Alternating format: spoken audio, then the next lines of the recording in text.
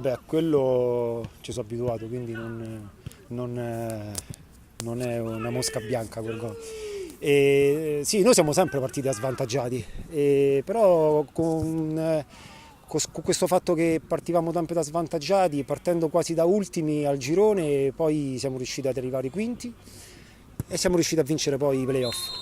Stessa cosa oggi. Oggi io gli ho detto che sicuramente loro pensavano da vincere la partita in maniera molto, molto facile.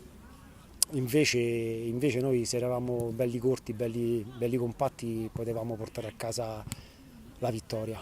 Certo, ci è voluto un Eurogol, però penso che sia stata un'ottima partita la nostra, anche perché i ragazzi sono poco abituati ai tornei, al calcio, ecco, in generale. Quindi è una squadra un po' così, però di ragazzi di cuore, detto bene.